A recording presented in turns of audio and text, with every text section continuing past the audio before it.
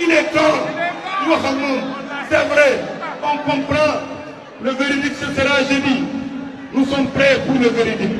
am na loo xam ne duñ ko wax ci biir mbooloo nañu xam ne nag gàtt bi état la beneen bi ci topp encore damay wax ci samay kàddu. waaw lii mooy lan kon Farba Ngom moom dèjà dafa xam verdict bi ba laan luy xew jeudi lan mooy xew kon jeudi da ngeen di tëj président Ousmane Sonko il est temps ngeen tëj président Ousmane Sonko kon président Ousmane Sonko daf leen lakkal yéen nag bàyyi leen seen xel bi ngeen di foowee. léegi nag ay menaces moo leen dese waa baax na sénégalais yi ñu ngi leen di xaar ba jeudi incha allah jàmmal leen président Ousmane Sonko jàmmi Ousmane Sonko mooy jàmmi Sénégal bakkan yi rot ci at yi nii dafa doy sëkk fitna yi nga xam ne ni sénégalais yi moom lañ nekkee dafa doy sëkk liggéey amatul xaalis amatul sénégalais yi mënuñu liggéey kenn mënatul investir ndax réew bi amatul jàmm ndax lan benn opposant ndax lan benn adversaire politique jàmmal leen président Ousmane Sonko boo leen bëggee Sénégal am jàmm sénégalais yi sonn nañ.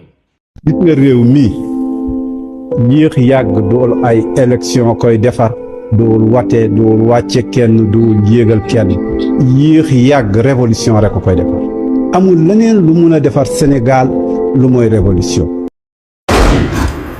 L'esclave qui n'est pas capable d'assumer sa révolte ne mérite pas que l'on s'apitoie sur son sort. Cet esclave répondra seul de son malheur s'il se fait des illusions sur la condescendance suspecte d'un maître qui prétend l'affranchir. Seule la lutte libère.